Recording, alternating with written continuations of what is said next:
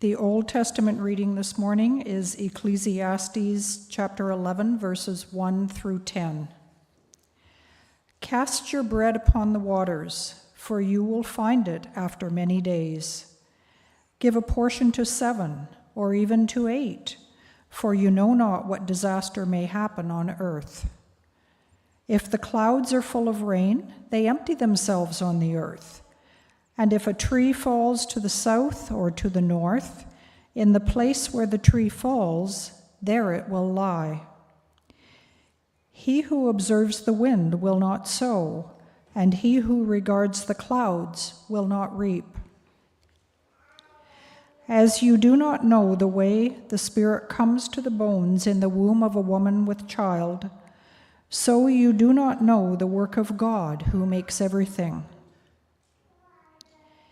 In the morning sow your seed, and at evening withhold not your hand, for you do not know which will prosper, this or that, or whether both alike will be good. Light is sweet, and it is pleasant for the eyes to see the sun. So if a person lives many years, let him rejoice in them all, but let him remember that the days of darkness will be many. All that comes is vanity. Rejoice, O young man, in your youth, and let your heart cheer you in the days of your youth.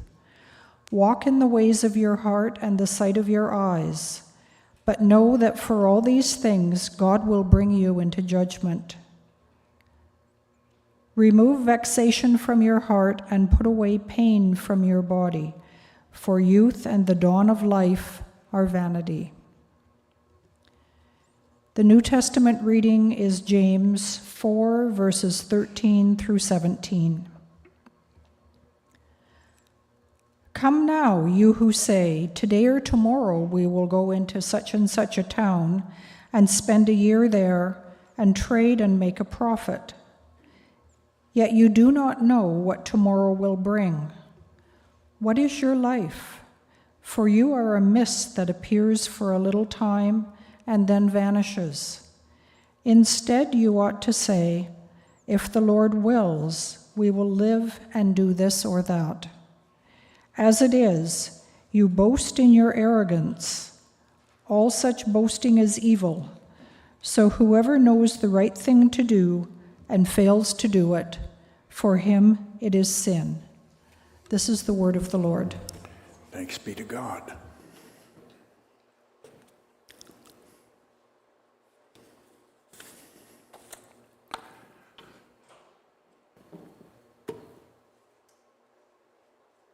I'm going to begin at the beginning, and then I'm going to come back to it at the end. I'll show you what I mean.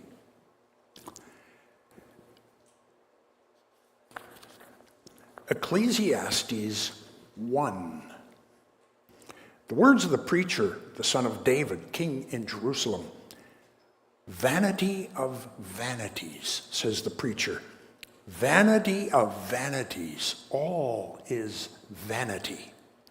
I read an article recently by a man who wanted to make a case for this Hebrew word havel, which is translated here as vanity. It's also translated in other places in the Psalms and in the prophets as breath or meaningless. And all these different sort of aspects of this world are tough to translate. What exactly is the writer getting at here? And he builds a case, the man that I read, Brian builds a case for using the word absurd.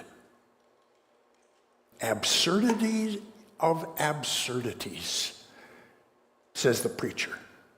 Absurdity of absurdities. All is absurd. Read through the book of Ecclesiastes again and see if that makes sense. I think it does. He builds a strong case for it. What does man gain by all the toil at which he toils under the sun? A generation goes, a generation comes, but the earth remains forever. The sun rises, the sun goes down, and hastens to the place where it rises. The wind blows to the south and goes around to the north. Around and around goes the wind, and on its circuits the wind returns. All streams run to the sea, but the sea is not full. To the place where the streams flow, there they flow again. All things are full of weariness. A man cannot utter it. The eye is not satisfied with seeing, nor the ear filled with hearing. What has been is what will be. And what has been done is what will be done. And there is nothing new under the sun. Round and round and round it goes. And we are here for a moment. Think about it over time. Even in the time of history that we've learned about in school or read about, that's a tiny part of the whole thing. And how long have you lasted? What difference have you made? Poof, we're gone. That's absurd, because we are made with this undeniable urge to find meaning, to find purpose, to do something. We enjoy all these rich things, we experience all these disasters, and we struggle through them as people, and poof, we're gone. You ever stop to think about it? That's absurd. And particularly when we look around at our culture now, don't get me started on that. The absurdity that we have to deal with. I'm on my own. Life is fragile. This whole thing is so vulnerable, and I'm on my own. Ecclesiastes can be a real downer at times. So I want to point out some things from what the preacher is saying. Everybody has a perspective on your life, on your meaning, on your purpose, on your culture, on everything around. You've got a perspective. You share that perspective with other people sometimes. Sometimes it seems like it's totally unique. If we think the Christian life, the Christian faith is only about getting to heaven, about some future day out there, we will never understand the wisdom literature of the Old Testament. The writings, which includes Proverbs, Psalms, Ecclesiastes, the Song of Solomon, about 3 other books, are certainly concerned with the eventual glory that God's people will enjoy in the future, but they were written also, perhaps even more, to challenge and change our living on earth, here and now. The Old Testament wisdom literature is used by God to change our perspective, our vantage point, and radically shift our perspective as we walk in the world. It's not just about us. It's not about youth and beauty and riches and power and career and personal happiness. Ecclesiastes invites us to stand by a graveside and learn to live. Stand with the old to look at youth. It is better to go to the house of mourning than to go to the house of feasting, the preacher writes. For this is the end of all mankind, and the living will lay it to heart. Sorrow is better than laughter, for by sadness of face the heart is made glad. The heart of the wise is in the house of mourning, but the heart of fools is in the house of mirth. That's a toughie. Wrap your head around that. That takes a while. You can't read through Ecclesiastes in a big hurry. And I'll also stick this in too. For those of us, well, yeah, I'll say us. I can get away with it maybe. That aren't too old yet. If you're going to try to understand the wisdom of the preacher in Ecclesiastes, or Proverbs, or the Song of Solomon, you need older people. You really do, because there are a lot of places you ain't been there yet. Now, I know when I was 20 years old, it was, I've been places you haven't been either, old guy. Really? That's a naive statement. I'll say that and leave it. In moving on, in chapter 11, the preacher asks us, where do you stand to look at things you don't know about life? What's the vantage point from which you consider those things in your life over which you have no control? The standard advice is consider what is certain. Look at what we do know. Consider the things you can control. This will help you cope with what you don't know. In Ecclesiastes, the preacher tells us to look at the things we know from the perspective of the things we do not know. There are things we will never know. We're going to go to heaven with a lot of questions unanswered. Once we realize and acknowledge that, it changes the way we think about the things we can know. The uncertainties of life are meant to have a shaping influence on the certainties of life. Counterintuitive? Yes, it is. Difficult? I don't think so. Let's look at 3 things we do not know, and then 3 things we do know. We do not know how to predict the future. And that's very obvious. All you have to do is read the chapter.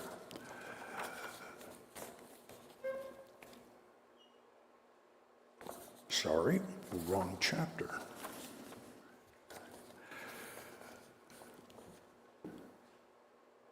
Give a portion to 7, even to 8, for you know not what disaster may happen on earth.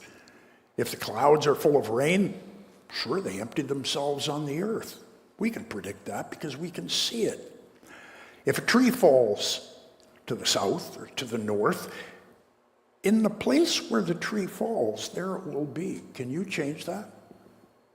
The next storm that comes along that pulls a tree out and drops it somewhere, you've got no control over that.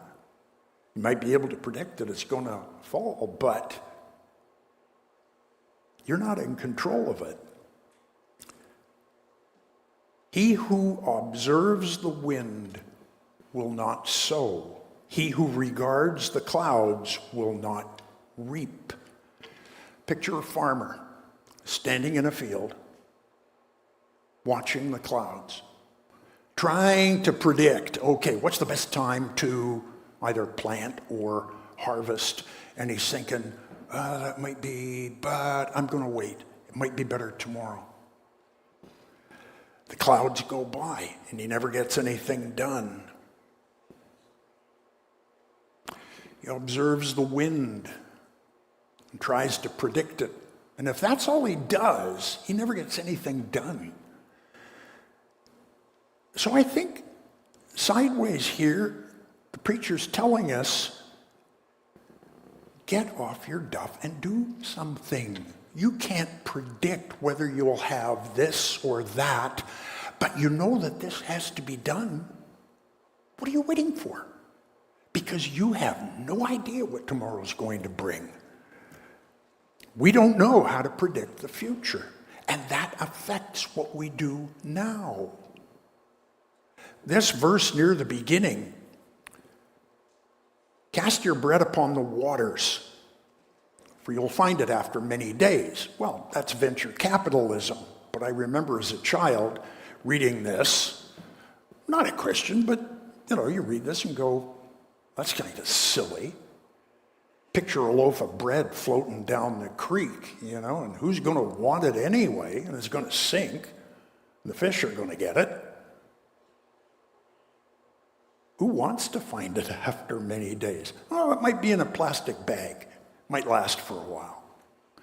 But no, it's not a literal thing that we're looking at. It's a metaphor. Cast your bread upon the waters. Invest in that ship going to Spain. And when it comes back after many days, you might, or you might not, realize a tremendous profit. Venture capitalism. Nothing wrong with that. Give a portion to 7. That's a number for completeness, for perfection in the Old Testament and the New Testament. And he goes a step further, even 8. Give a portion, for you know not what disaster may happen on earth. Give while you can. He's telling us right here, you can't hang back and look for a better circumstance. Hold loosely what God gives you. We don't know how to do that which only God can do. That seems pretty obvious on the surface, but some of us are still learning that, aren't we? Verses 1 and 2 tell us we don't know the future. But God can only do some things that we would love to be able to do.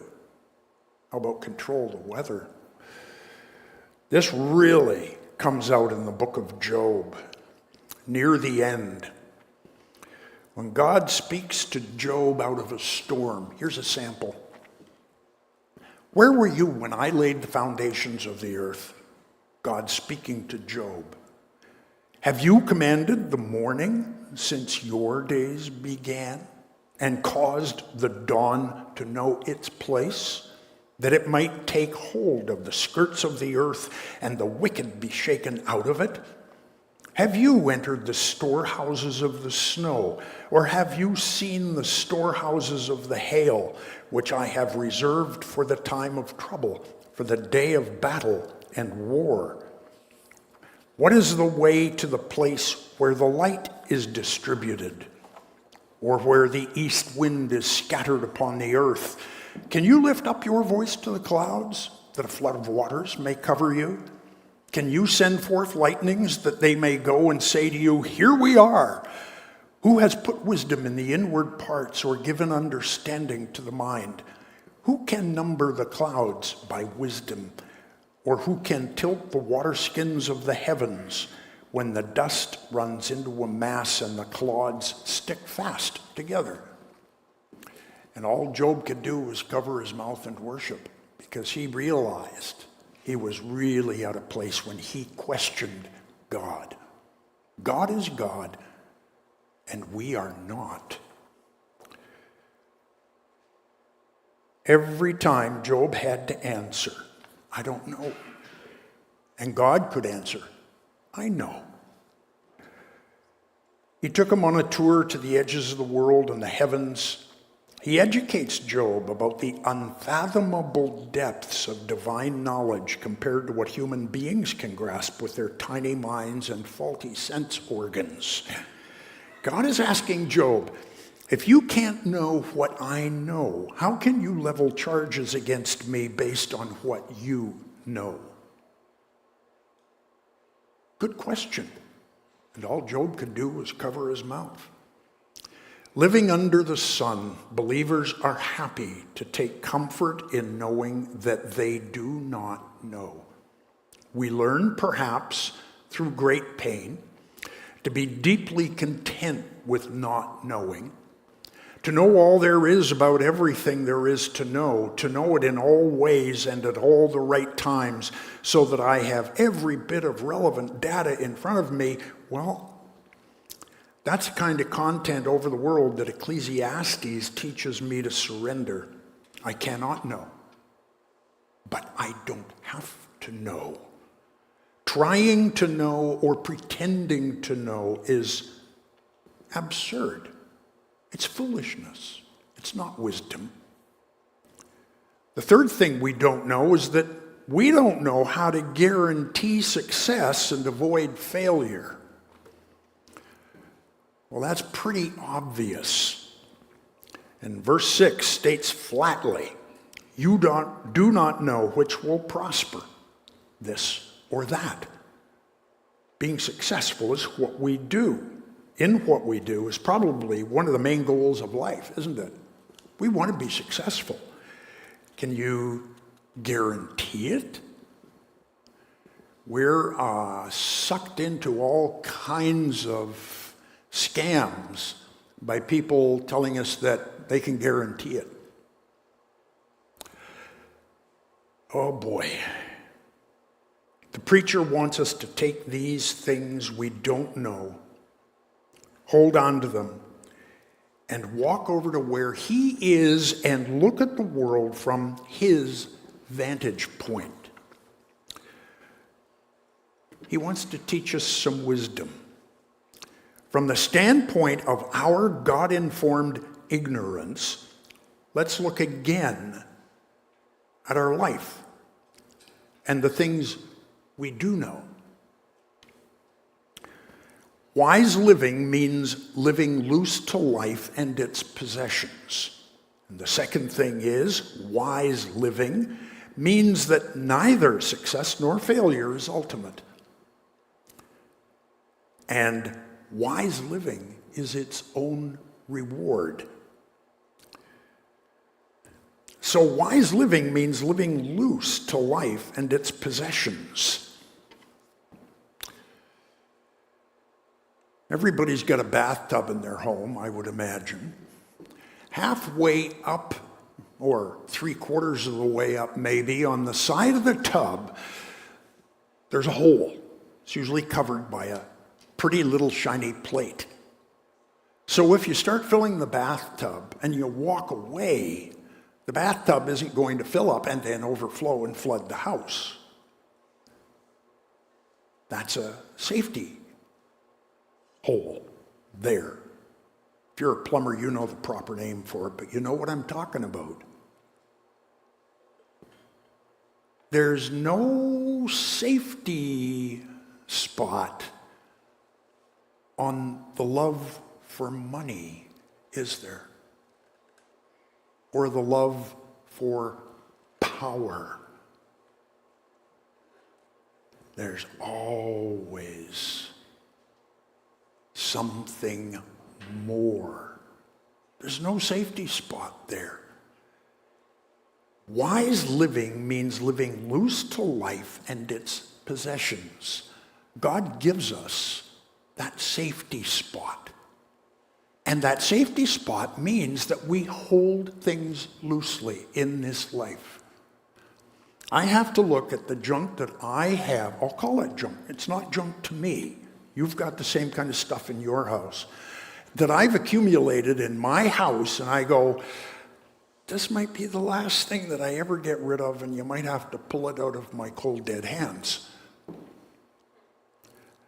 Come on, you've got stuff like that, don't you? I don't know what it is in your house, in your life, but you've got it. You can't take it with you. Are you using it for God's glory? Can someone else use it for God's glory? I am struck, and I'll point him out, because it made an impression on me. Jason is familiar with people taking really nice guitars and saying, you know, you need this more than I do. Now, I've got a couple of guitars at home that I have paid a lot of money for, and they are worth way more than what I paid for them. Those are hard. I don't use them nearly enough. They enjoy being tortured. But You know, Jason knows guys, nice guitars, and go, Jason, here, this is yours. And Jason's done the same thing. That's amazing. Do we hold things that we love loosely for God? 7 times, even 8, given till it hurts. I'll throw this in as an aside. You can do with it what you want, but I remember Tim Keller saying to his church in New York City that when it comes to how much you are giving the church, if God has got a hold of you and you're listening to him, and what you're giving doesn't hurt, you're not giving enough. I'll leave that where it lies. But that is exemplified by God himself, isn't it? He gave his only son. Can God hurt? I think he can. Wise living means living loose to life and its possessions. Eugene Peterson paraphrased in The Message, the first 2 verses. Be generous. Invest in acts of charity. Charity yields high returns. Don't hoard your goods. Spread them around. Be a blessing to others. This could be your last night. I think Brother Peterson got it dead on.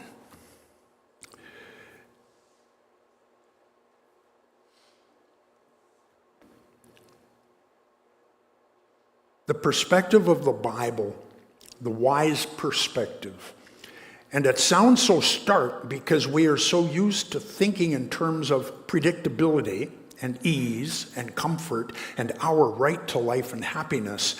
And because we believe all these things more than we believe in the Bible, is that you might be dead this time tomorrow.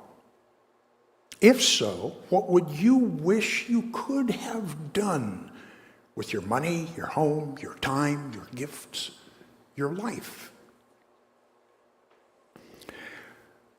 Wise living also means that neither success nor failure is ultimate. There are better things to do than to succeed. There are worse things to do than to fail. Success is one of the great desires of our hearts. For some of us, fear of failure is crippling. In verse 6, the preacher tells us to aim for success. But we are not to be one-trick ponies. You do not know the future, so have more than one trick up your sleeve. Don't put all your eggs in one basket.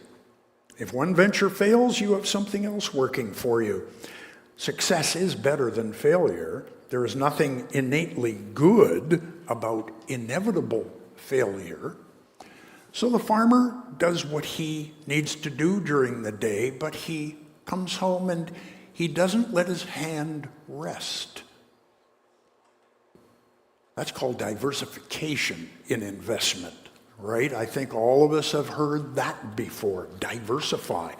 All your eggs in one basket is pretty risky, especially when you can't predict the future. Some people work hard looking forward to retirement. Retirement comes and they hate it. Their identity became part and parcel of their work.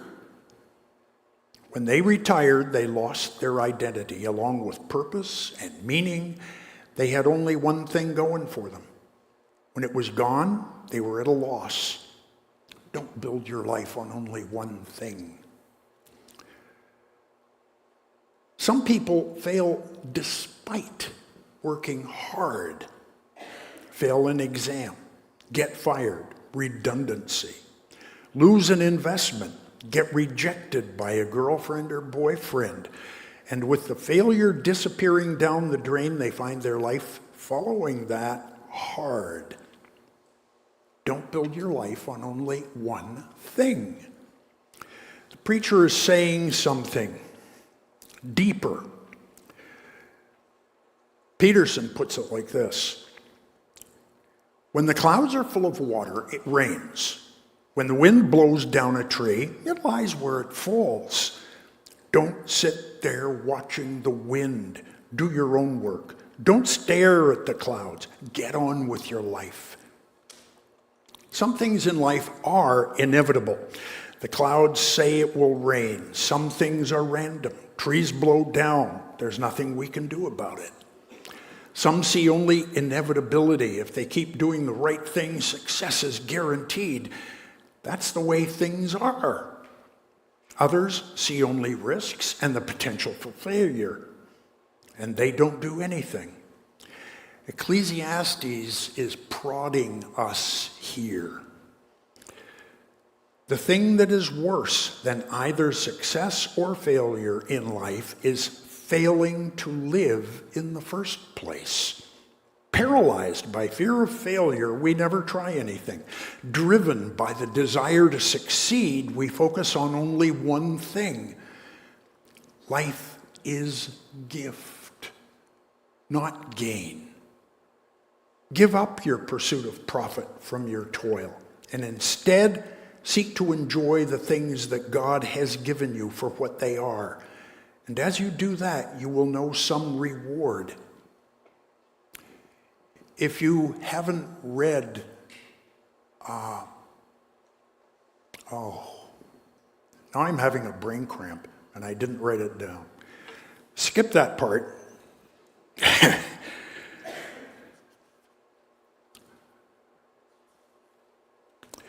A book about two farmers, father-in-law and son-in-law. You probably know the book that I'm referring to. And the father-in-law is an old farmer. The son-in-law is going to get the farm. But they have two totally different approaches to how to use the land, the farm, the people. The father loves having all this woods as part of his farm, and animals and treating people right. The son-in-law, who's going to get the farm, wants to take every square inch of that land that he can and plow it and make it return. He's in it to build himself. The old farmer was in it to use it generously. Provide for himself, but also to provide for others. And it's a sad story, but it's a very, very telling story about how we can live our lives. Life is gift, not gain. Remember this, the apostle says, whoever sows sparingly will also reap sparingly. And whoever sows bountifully will also sow bountifully. From 2 Corinthians 9. If what you seek to do is control your life, map it out, insulate yourself from all risk and all failure, then what you've forgotten is that you cannot control what only God can control. You will never know the delight of doing something that can give you back a reward that you weren't expecting. And the third thing we can know is that wise living is its own reward. Although it's not explicit in chapter 11, underlying these verses is the preacher's belief that the reward of life is not located in the places where we often assume it is. We often think that we have our life, and God gives us his gifts, and we now have to use God's gifts to experience further rewards. So God gives us the gifts of food, drink, work, friendship, And we think we have to use these things to obtain extra rewards. We use work to get the gift of wealth or success. No, says the preacher. Your work is itself a gift, simply to enjoy, regardless of whether it makes you rich or not. We use food and drink to fill our bellies and remove the discomfort so we can get on with what's really important in the day. No, the preacher says again, slow down. Have some friends around. Open a nice bottle. Savor what you're doing. Your friendships aren't there to bolster your confidence or your security or self-image so that you can now go and do something with your life. Don't use people like that. Your friendships are themselves the gift. A life fully lived is a life receiving the reward of today as a gift you don't deserve, and one that God has given you to enjoy. One day it won't be possible. Death is coming. So do your bucket list. I've read people who hate bucket lists. Oh, that's not a Christian thing to do. Well, you haven't read Ecclesiastes, partner. Do your bucket list, not your to-do list. We all have a to-do list. Feed the dog, go to the bank, do the shopping, phone the plumber. Ecclesiastes is a book that urges us to do our bucket list. If you don't have one, is it because you're too scared to have one? In case it never happens or doesn't succeed? If you have one, then do it. Make it happen somehow. You've got only one life. Live it. Consider these things. What's your main vantage point for looking at life? Is it your own experience? How much of your life is shaped by confident predictions about the future? Do you shelter yourself from the fear of failure by having space only for the predictable in your life? Could you change that? What was the last time you responded to someone close to you in a way that recognized that person as God's gift to you? Maybe it's new to you that God might not be against your bucket list. How can you do your bucket list and not lose sight of God while you're at it? So much in life is absurd. Let me finish with this. Who in all of history lived a more absurd life than Jesus of Nazareth? He endured ultimate absurdity, not as its victim, but as its undoer.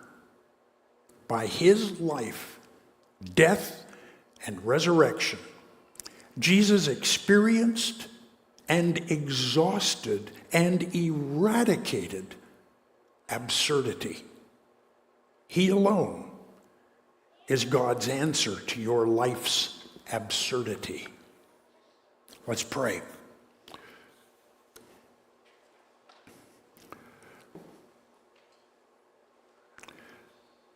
Father God, you can make sense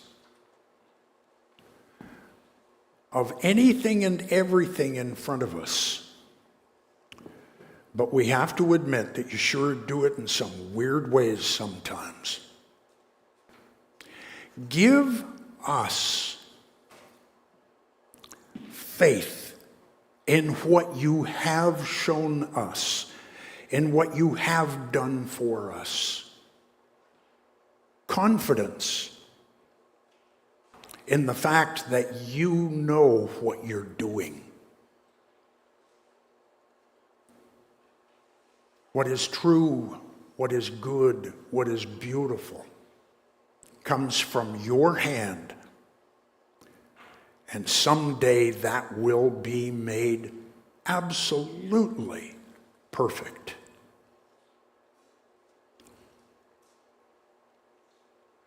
Amen. Would you stand?